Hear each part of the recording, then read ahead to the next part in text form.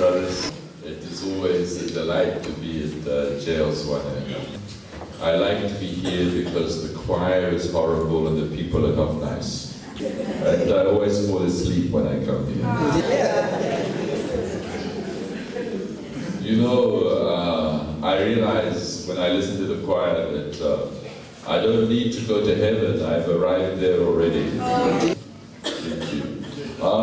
In fact, I've been to JL Zwane several times, but I've never been to worship with you on Sunday morning. This is the first time.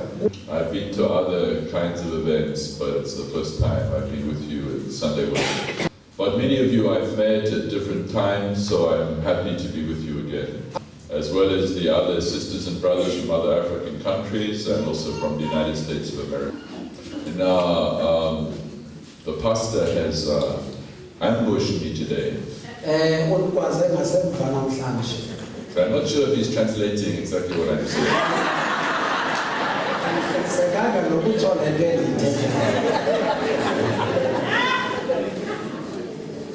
Yeah, but he asked if I would tell a little bit of my story. This morning we wanted to be a conversation in which I say some things, but we want an opportunity for you also to say something. And I often think about how there are so many things in life that we don't have choice about. We don't choose what country we're born in. We don't choose whether we're women or whether we're men. We don't choose whether we fall in love with the opposite gender or the same gender. We don't choose whether we're born with disability or without. We don't choose our parents. When I was a child and I was quarreling with my parents, I used to say, "But you're not really my parents, there was a mistake. My parents were nice parents, not like you, my real parents." Actually, my parents were very nice. But so many things that we don't choose. And yet we all have small and big choices every day of our lives.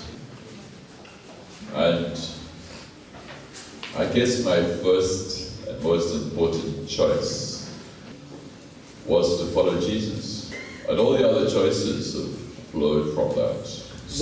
I was born and brought up in New Zealand, a small country on the other side of the world.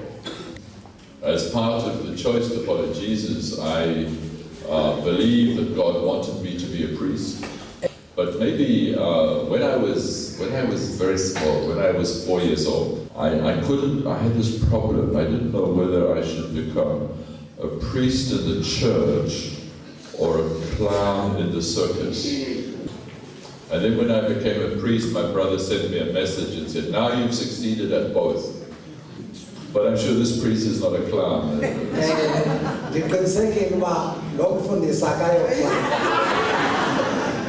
Are you translating?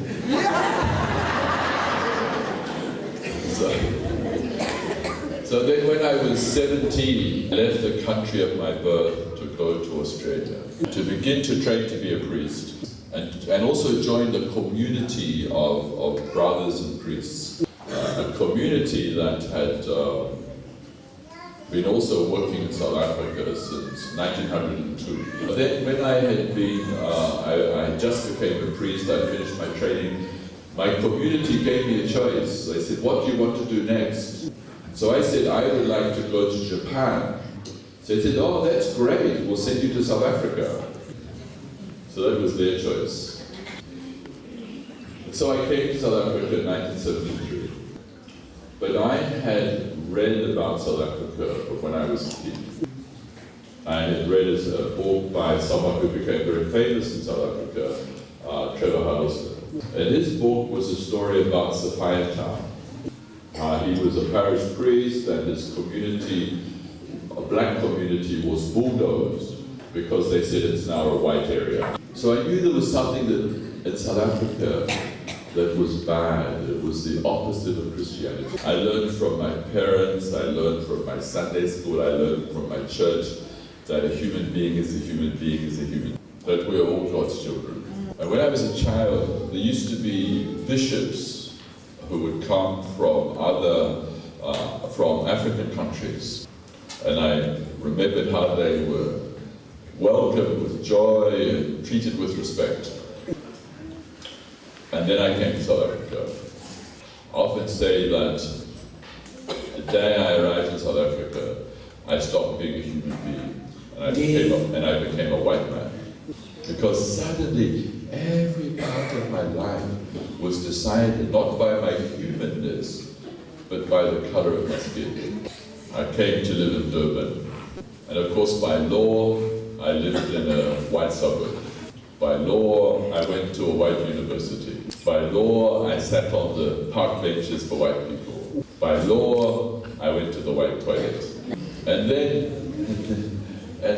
they said, and even the water and the sea has been divided according to race. Then I thought, are these people mad or bad or both? If we swim together, will the color come off in the water? So I joined the struggle to free South Africa. And what I was doing, I was trying to recover my own humanness. And of course, for me and for my generation, the turning point in our lives was 1976, when school kids began to be shot in the streets. At that time, I became a chaplain, a pastor, a priest to Anglican students nationally for the whole country. But the thing that shook my faith to its roots was realizing that those who shot children read the Bible every day and shot children. And so for me, I went to church on Sunday. Personally, that was a trauma. And just after that, I was expelled from South Africa. And I went to live in Lesotho. Now, when I was a pastor for students, I was a pastor both to white students and for black students. So I learned that, yes, it's true that black people suffered under apartheid. But I also realized that white people were not free either. But they benefited, while they benefited from apartheid, they were also a prisoner of the system. I remember reading a survey of white people in South Africa in 1976, and white people suffered from guilt, fear, and anxiety. So yes, they benefited, but they were not free. So I realized that freedom had to be for everybody, or it would be for nobody. I was attracted to the ANC because the ANC said South Africa belongs to all who live in it, black and white. So I became a member of the ANC, and I became a priest within the liberation movement. I became a pastor caring for people in exile. I was working with on issues of education for young exiles from creche to university, but also doing the normal things that a pastor does. But I was also traveling across the world, persuading people of faith to join the struggle against apartheid. And I was saying to people across the world, apartheid is a faith issue, not just a political issue or a justice issue or a human rights issue, but a faith issue. Not just a political issue or a justice issue or a human rights issue, but a faith issue. The government said, we are Christians. They said, we are guided by God. But what they were doing was the opposite of what I read in Matthew, Mark, Luke, and John. So, in time, the government of South Africa decided they wanted to kill me. Why did they do that?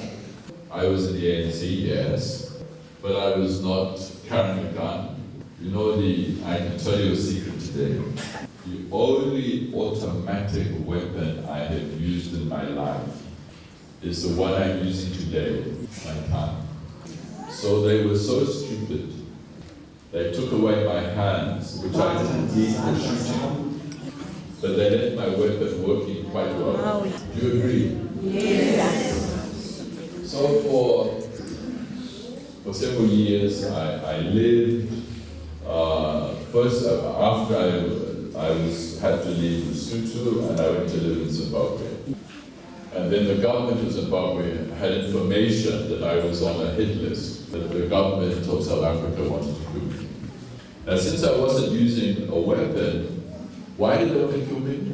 It must have been because of my theology. As I said to some of you just before we started, I was saying apartheid was a choice for death, carried out in the name of the gospel of life. So for several years in Zimbabwe, I lived with armed police guards 24 hours a day. Until one day there was a new white president who said, I'm going to talk. I'm going to sit at the table. I'm going to release Nelson Mandela. And of course we must pray for him, especially today. We know he's spending the second day in hospital, his fourth visit to hospital in less than 3 months. So they said they will talk to Nelson Mandela, they will release him. You know, as you all know in our history, the ANC's demand to talk was first made in 1912. And it took us from 1912 to 1990 to say, we'll sit at the table. And of course, people estimated in the 1980s alone, we lost more than 1 million lives throughout Southern Africa because of apartheid. But in conclusion, I have the privilege of working across the world, in many countries of the world. And I want to say to you this morning that every part of the world has its own unique story. As countries and as individuals. But at the deepest level, we are one human family. We are capable of doing the most horrible things. But all of us are also capable of gentleness, of kindness, of tenderness, of compassion. So people walk beside me on my journey of healing. Today I walk beside others on their journey of healing. Thank you very much. You know, I suppose in the end, the only person I can ever change is myself. And I think that if we've seen light, we need to bear witness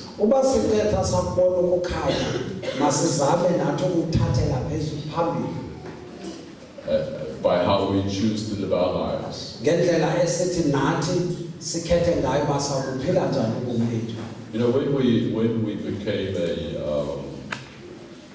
democracy in 1994, many of us thought that our work was over. We had elected government, and it would do everything, and we sat back.